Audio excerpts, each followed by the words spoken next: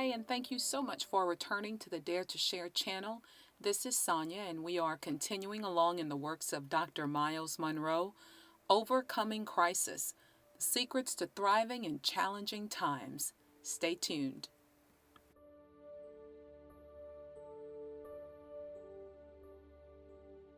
Effective management determines your resources.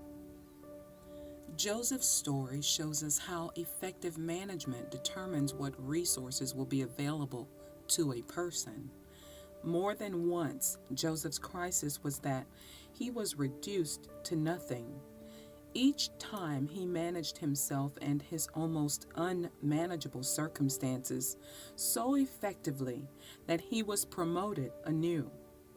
Although it may take a long time to get there, the end result of good management is increased wealth, whether the riches are in the form of money or of things you cannot hold in your hand, such as happiness or gratification. Jesus told an unusual story about management.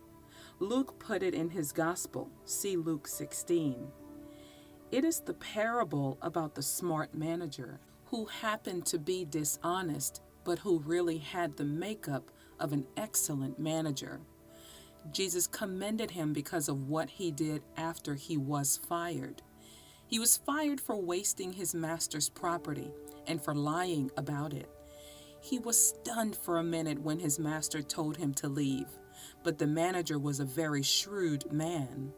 He knew that he could not find another job easily. So without losing a minute, he went out and found his master's debtors. He sat down with each of them, and he renegotiated the amount of money that was outstanding on their bills.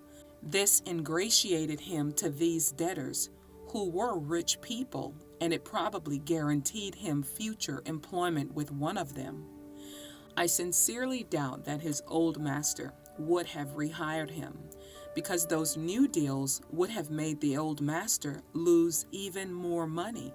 But because Jesus says that the master commended his former manager, the master commended the dishonest manager because he had acted shrewdly. For the people of this world are more shrewd in dealing with their own kind than are the people of the light. Luke 16:8. Jesus went on to make a very important point. Whoever can be trusted with very little can also be trusted with much. And whoever is dishonest with very little will also be dishonest with much. So if you have not been trustworthy in handling worldly wealth, who will trust you with true riches? And if you have not been trustworthy with someone else's property, who will give you property of your own? Luke 16:10 through 12.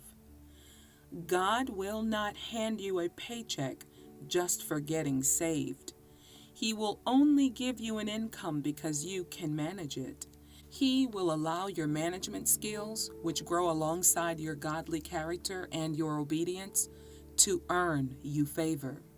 The more effective your management is, the more likely it is that you will be promoted to greater responsibility and also blessed with greater resources. Remember the chickens, remember the paperclip, and remember the shrewd manager in Jesus' story. If you were dishonest with a little, you will be dishonest with much, so you are not to be trusted as a manager. If you mismanage little things, you will mismanage big things. Then how will you get true riches? You have to earn property rights. That is how it works. That is why most people start out their marriage life in a rented apartment or house. That is why most businesses and churches start out in rented facilities. You can move up after you have earned some more money, it is true, but you will be able to move up more quickly if you have earned respect for how you treated the property that you rented. God will reward you for managing your rented apartment well. In most cities in the Western world, the people who end up renting all their lives are most often the same ones who disrespect the property owner by disregarding the upkeep of the place. Their child breaks a tile in the bathroom? Who cares? It's just a rental property. The light bulb burns out. Demand a new one from the landlord. Don't spend an extra dollar if you can find some way around it. God is watching to see how well you manage what He has given you already before He will give you additional resources to manage. It will not matter to Him if you go to church 3 times a week and carry a Bible in every pocket. If you are not managing the situation He has set you in, He will not answer your earnest prayer for more, more, more. Can you imagine asking God for $1 million? $1 million would be too much for 90% of us. We'd hop on the next plane, take a luxury vacation, buy some fancy car. Before long, we would be broke, worse off than before. Last but not least, tithing is part of effective management. Tithing is God's management training program. God will watch how you manage resources by how you manage His tithe. Not that He needs the money. It is all His anyway. He's looking to see if you will be able to put aside that little 10% of His money. Tithe requires accountability. It requires discipline. It requires honesty. It requires diligence, faithfulness, and trustworthiness. All of these are aspects of good management as well. Remember what God said to the people of Israel through the prophet Malachi? He said, "You people are robbing me." See Malachi 3:8. The people said, "How are we stealing from you?" And He said, "In tithes and offerings." Malachi 3:8. He told them, "You are eating my tithe." And He made them a deal.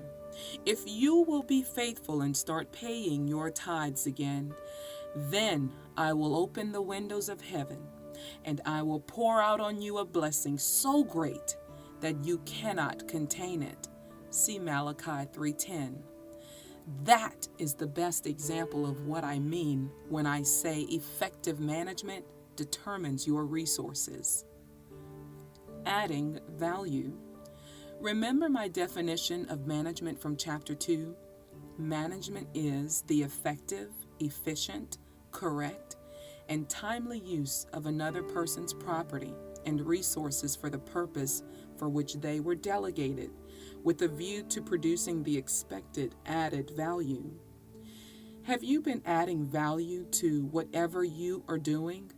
What does it mean to add value to what you are managing?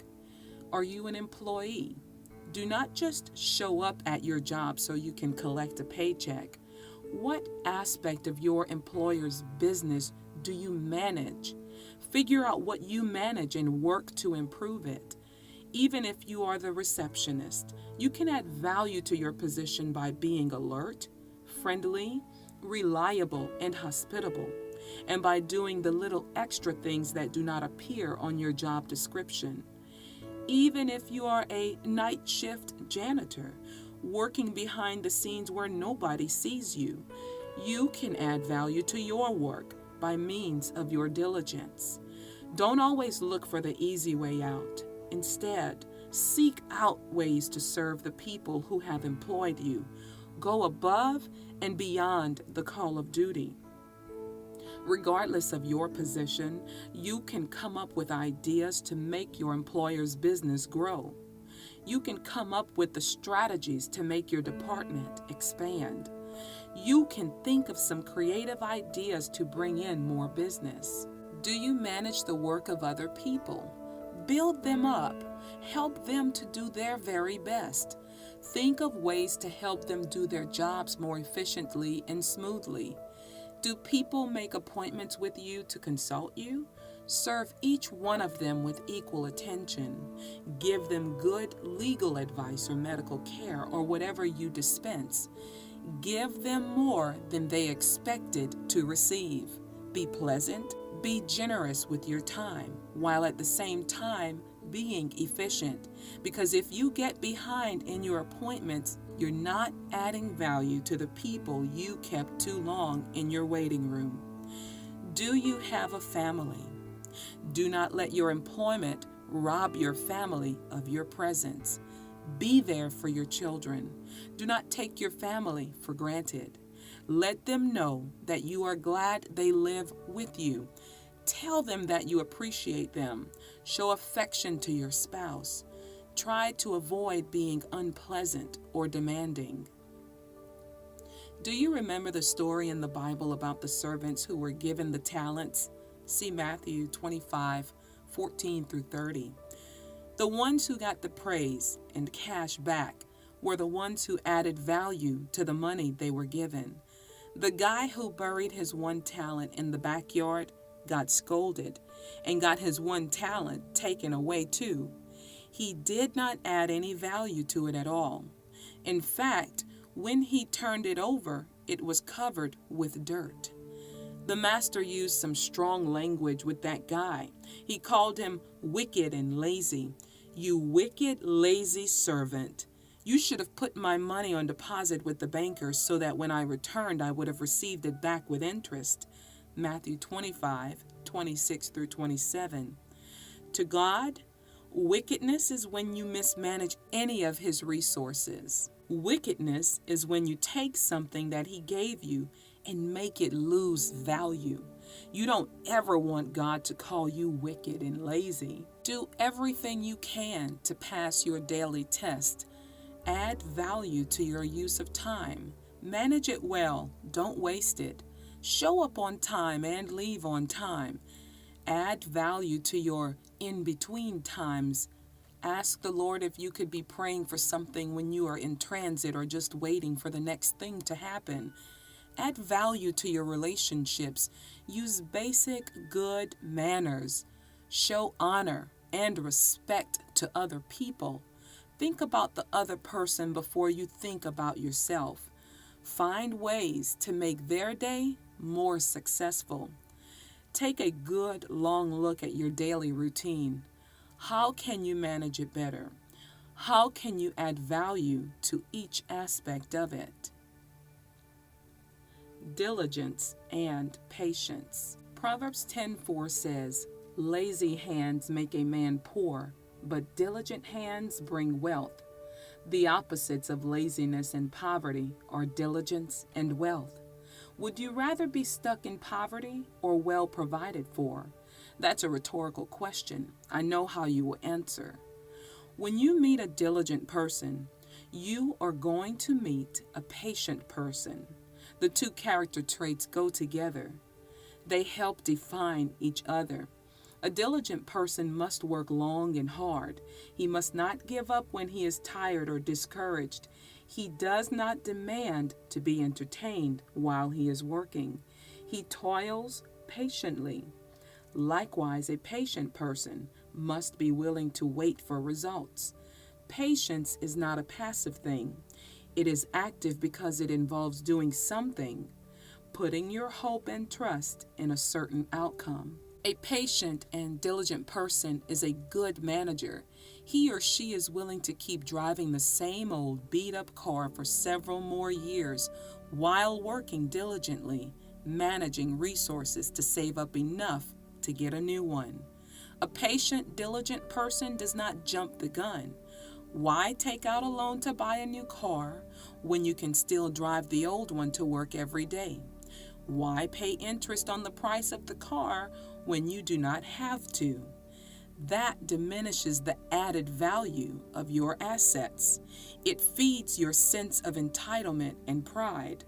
You may need to ask for help to conquer your lazy habits. You may not realize how ingrained they are, and you may need a boost from another person before you can exert the extra energy required to become a diligent manager.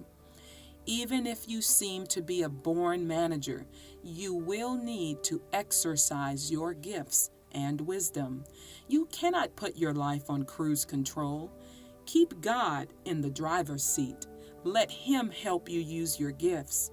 You will need to define your goals and your strategies too. Here's a personal example. When my wife and I were first married, we could not afford to buy a home. I finished my schooling and brought my wife and first child to live with my mother-in-law because we could not afford to pay rent. For 4 years we lived there. We drove an old red Datsun with a taped-up bumper. It was not out of laziness that we were so poor. We were just starting out as a family, and we had not yet had time to accumulate anything. That 4 years seemed like forever.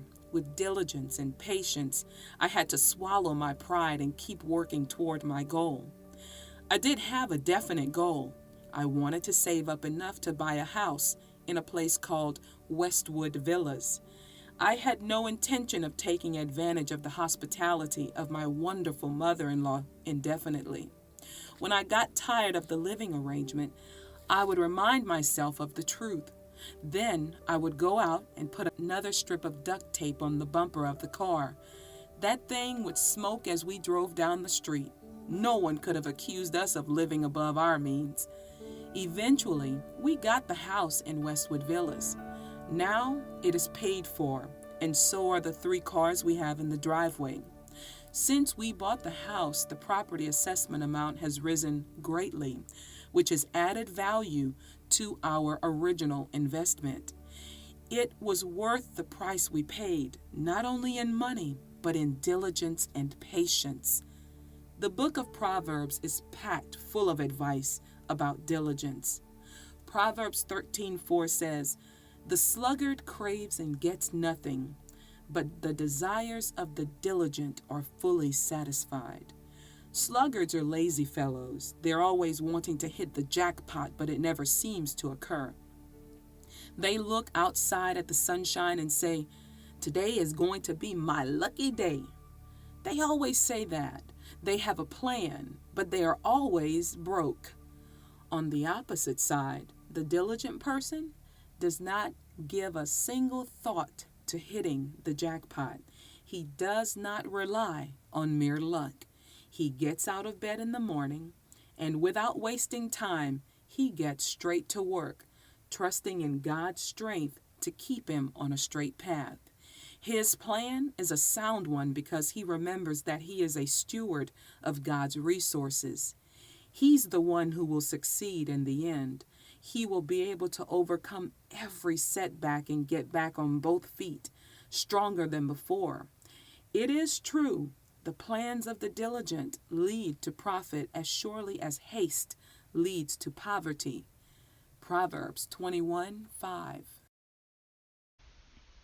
Wow. Thank you so much for tuning in today to the Dare to Share channel and following along with the reading of the book Overcoming Crisis, written by Dr. Miles Monroe.